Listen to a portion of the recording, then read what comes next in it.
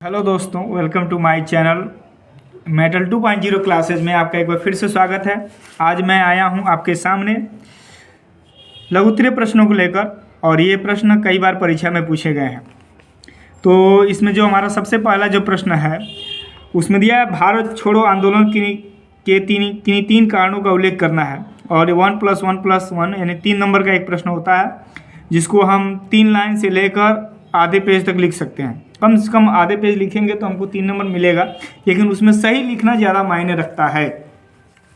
तो और अथवा करके दिया है कि भारत में लोकतंत्र की सफलता के लिए आवश्यक किन्हीं 3 दशाओं को उल्लेख करना है। अगर आपको ये आता है तो ये करिए, नहीं ये आता तो ये करिए, दोनों नहीं करना है। दोनों में से या तो अथवा वाला करना है, नहीं तो ये करना है। अक्सर बच्चे क्या करते हैं, ये भी कर देते हैं, ये भी कर देते हैं, और अगला प्रश्न छोड़ देते हैं, तो नंबर नहीं मिलता है, किसी एक का ही मिलता है। हमें 2 प्रश्न इसमें दिए होंगे, 2 में अथवा अथवा करके दिया हो, उसमें से किसी एक को ही करना है।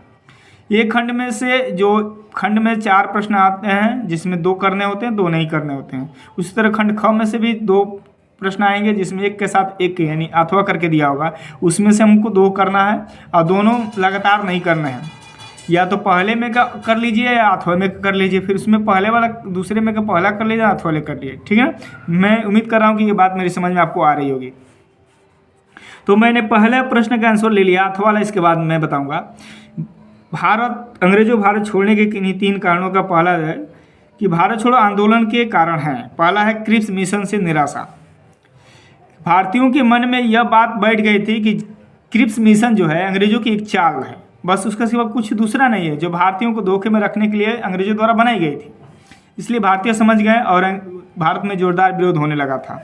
दूसरा हेडिंग है बर्मा में भारतीयों पर अत्याचार। बर्मा यानी आज जिसका नाम म्यांमार है, वही देश बर्मा हुआ था। ये भी कभी हमारे देश का हिस्सा हुआ करता था, और अंग्रेज वहाँ भी शासन करते थे, और वहाँ पर भारतीय जो रहते थे उनके साथ बहुत ही बुरा व्यवहार किया जा रहा था, जिससे भारतीयों के मन में आंदोलन की भावना और तीव्र हो गई कि अंग्रेजों को किसी तरह अपने देश से भगा ही देना है।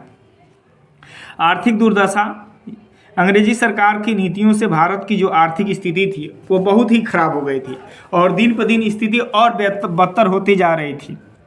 तो गांधी जी द्वारा चलाया गया यह भारत छोड़ो आंदोलन था जो इसका मुख्य कारण बना, जिसके द्वारा गांधी जी ने सन 1942 में अंग्रेजों भारत छोड़ो आंदोलन का नारा दिया, और इसके तहत लोगों ने अलग अलग क्षेत्रों से, पूरे भारत से लोगों ने इस आंदोलन में भाग लिया और इसको लगभग सफल बनाया।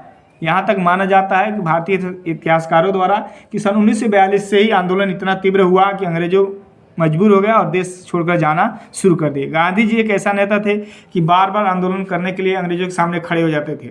वो उनके पास आंदोलन की कमी नहीं थी, तो उनकी द्वारा तमाम आंदोलन चलाए गए, जिससे अंग्रेजों पर काफ़ी गहरा इफेक्ट पड़ा था। दूसरा प्रश्न हमारा अथवा वाला है। अथवा वाला प्रश्न में था कि भारत में लोकतंत्र की सफलता के लिए आवश्यक किन्हीं 3 दशाओं का उल्लेख करना है। तो जो इसमें जो पहला हमारा हेडिंग है ना, इसमें 3 हेडिंग है हमारे: मौलिक अधिकार, आर्थिक समानता, और प्रेस की स्वतंत्रता। और भी चौथा हेडिंग आ सकता है भारत में शिक्षा, ये सब आ सकता है। तो हम कोई भी 3 हमको जो याद हो, 3-4 हेडिंग हमको याद होना चाहिए, ताकि हम उसको 2-3 लाइन करके लिख सकें, ताकि हमको 3 नंबर बढ़िया से मिल सके। तो जो इसमें पहला है दोस्तों, इसमें जो है, इसमें लोकतंत्र की सफलता के लिए आवश्यक 3 मौलिक अधिकार। अब क्या है ना, हमारे देश में जो संविधान है, उस संविधान में हर नागरिकों को कुछ न कुछ मौलिक अधिकार दिए गए हैं, जिसमें पहला मौलिक अधिकार में दिया है कि लोकतंत्र को अपने नागरिकों को कुछ मौलिक अधिकार दिए गए हैं। अधिकार हैं, कुछ मौलिक अधिकार हैं। किसी भी धर्म को मानने का अधिकार, कोई भी कार्य करने का अधिकार दिया जाए ताकि वो अपना जीवन अच्छा से जी सके। हर नागरिक, चाहे वो किसी धर्म, जात, मजहब का हो, उसे जीवन जीने का अधिकार है।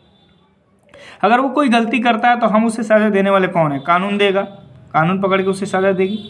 तो हमें बस ये है कि उसे जीवन जीने का अधिकार हो, और जो दोषी है उसी को सज़ा मिले, निर्दोषों को न मिले।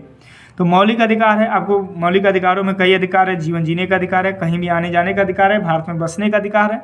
तो ऐसे बहुत से अधिकार हैं, जब आपको नागरिक शास्त्र पढ़ाया जाएगा तो उसमें बताया जाएगा। तो ये अपने देश की लोकतंत्र का एक मजबूत स्तंभ है, मौलिक अधिकार। 4 मौलिक स्तंभ हैं, इसके बारे में हम किसी वीडियो में पढ़ा देंगे, या क्लास 8 का पढ़ाएंगे तो उसमें ही बता देंगे। दूसरा है हेडिंग आर्थिक समानता।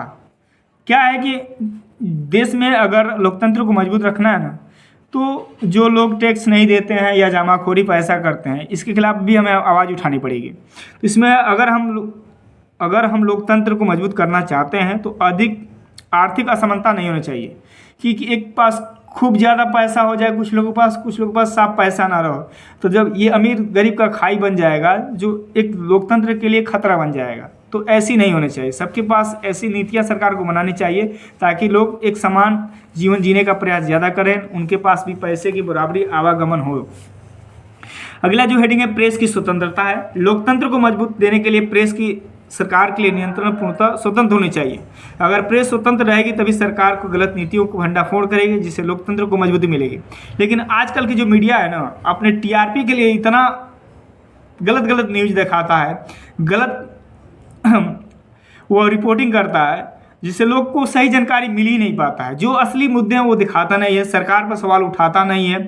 तो इस प्रकार जो मीडिया है पैसे के लिए और टीआरपी के लिए बिक चुका है। तो और मीडिया का एक जो और तबका है वो बढ़ चुका है, यानी मीडिया दो भागों में बढ़ चुका है। और इस तरह हम सस्पिशन में रहते हैं कि अच्छी खबर कौन दिखाता है। एक सरकार के विरोध में दिखाता है, एक सरकार के पक्ष में दिखाता है। नियम है कि सरकार अच्छा करे तो उसे अच्छा बताए, बुरा करे तो बुरा बताए। तो मीडिया का यह काम होता है। लेकिन मीडिया, हमारे देश का जो मीडिया है, आज़ादी के समय होता तो ये हमको लग रहा है कि हमारे देश को आज़ादी ही नहीं होने देता, ऐसा मीडिया हमारे देश में होता। तो अगले प्रश्न की तरफ बढ़ते हैं। असहयोग आंदोलन के मुख्य कारण क्या थे?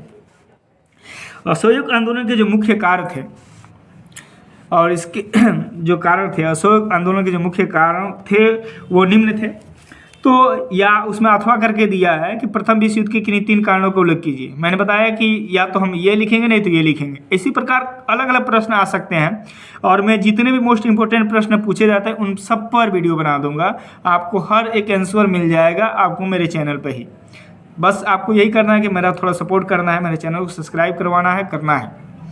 तो अगला जो है असहयोग आंदोलन, यानी असहयोग आंदोलन गांधी जो द्वारा ही चलाया गया एक प्रकार का आंदोलन था जो भारत में काफ़ी हद तक सफल भी रहा। प्रश्नोत्तर संख्या है, हमने 2 ही लिख दिया है, तो इसमें आप 2 ही समझिए इसको। तो इसमें जो अगला हमारा जो प्रश्न है, अंग्रेजों के अत्याचार के खिलाफ राष्ट्रपति महात्मा गांधी ने 1 अगस्त 1920 को असहयोग आंदोलन शुरू किया था। अत्याचार, अंग्रेज भारत में बहुत अत्याचार करते हैं। अगर उनके अत्याचार पूर्ण शासन को हम देखें ना तो समझ लीजिए कि उनको जिंदा मार देने का मन करेगा। इतना बुरा शासन अंग्रेजों का शासन था। कहीं कहीं वो लोग आम लोगों पर इतनी बुरी प्रकार का प्रताड़ना करते थे, जबरन लगान वसूलना, ऐसे से बहुत। हम आज वो चीज़ नहीं देखें, तो इसलिए हमें आज़ादी और गुलामी में फ़र्क महसूस नहीं होता है। लेकिन अगर उस तरह के भावनाएं आपको किताबें पढ़ने के अच्छी तरह से मिल जाए, अगर उस तरह आपको समझने की मिल जाए, तो मन करेगा कि ढूंढ के अंग्रेजों को मारा जाए। लेकिन क्या करिएगा, क्योंकि आज़ादी हम देख रहे हैं, गुलामी तो हम देखे नहीं है, इसलिए हमें इस चीज़ का महसूस नहीं होता है। तो जो इसका आंसर है हमारा, अंग्रेजों के अत्याचार के खिलाफ महात्मा गांधी ने 1 अगस्त 1920 को असहयोग आंदोलन शुरू किया था। अंग्रेजों द्वारा प्रस्तावित अन्यायपूर्ण कानूनों और कार्यों के विरोध में देशव्यापी अहिंसक आंदोलन था। यह अहिंसक मतलब किसी प्रकार का हिंसा नहीं करना था। पूरे विरोध में देशव्यापी अहिंसक आंदोलन था यह। इस आंदोलन के दौरान विद्यार्थियों ने सरकारी स्कूलों कॉलेजों को छोड़ दिया और गांधी जी के साथ आंदोलन में कूद गए। वकीलों ने वकालत करना छोड़ दिया। सरकारी जितने भी कर्मचारी थे सभी ने छोड़ दिया, सभी ने अंग्रेजों का साथ छोड़ दिया, उनकी नौकरियों को लात मार दिया और गांधी जी के साथ इस आंदोलन में छोड़ गए। गांधी जी का कहना था कि अंग्रेज अपने देश में अगर शासन करना नहीं छोड़ रहे हैं तो अगर उनको शासन करना है तो हम उनमें किसी प्रकार का कोई मदद नहीं करें, उन्हें स्वयं आकर अपना शासन चलाना पड़ेगा, हम इसमें कोई मदद नहीं करेंगे। इसी को असहयोग आंदोलन कहा गया है। कूद गया, किसी भी कार्य में उनका सहयोग नहीं करना था। अब अथवा वाला भी आंसर हमने लिख रखा है। अथवा वाला हमारा ये प्रश्न था, प्रथम विश्व युद्ध के किन्हीं 3 परिणामों को उल्लेख कीजिए। तो हमने परिणाम को, इसमें कई परिणामों को लिखा है। लिखा है प्रथम विश्व युद्ध में धुरी राष्ट्र, देखिए 2 प्रकार के देश लड़ रहे थे, एक मित्र राष्ट्र थे, एक धुरी राष्ट्र थे। इस पर जब हम पढ़ाएंगे तो वीडियो बना देंगे अलग से। तो अब प्रथम विश्व युद्ध में धुरी राष्ट्र के 80 लाख लोग मारे गए थे और 2 करोड़ लोग लगभग घायल हुए थे। इस युद्ध के दौरान धन का अत्यधिक यूरोपीय देशों को नुकसान हुआ था कि वो आर्थिक रूप से लगभग बहुत कमजोर हो गए थे, है ना। और इस युद्ध में लगभग छोटे बड़े 36 देश शामिल हुए थे। इस युद्ध के परिणाम स्वरूप यूरोप में नए देशों के अस्तित्व, यानी नए देश जन्म लिए, जैसे यूगोस्लाविया, हंगरी, रोमानिया आदि छोटे मोटे कई देशों ने का उदय हुआ था। तो मैं उम्मीद करता हूं कि मेरे वीडियो आपको समझ में आया होगा। एक दो बार हमारे वीडियो को जरूर देखिएगा, स्किप कर करके एक बार दो बार देखिएगा, जब भूलेगा एक बार देख लीजिएगा। इससे ज़्यादा तो आप इधर उधर की चीज़ देख सकते हैं। जब हमारे वीडियो को आप देखेंगे तो आपको समझ में आएगा, है ना। लिखने का तरीका भी आपको धीरे धीरे समझ में आ रहा होगा, मैं उम्मीद करता हूँ। तो आप मेरे चैनल को सब्सक्राइब करेंगे, बेल आइकन को दबा देंगे, ताकि आपको हर प्रकार का वीडियो आपको मिल सके। थैंक यू, धन्यवाद, जय हिंद दोस्तों।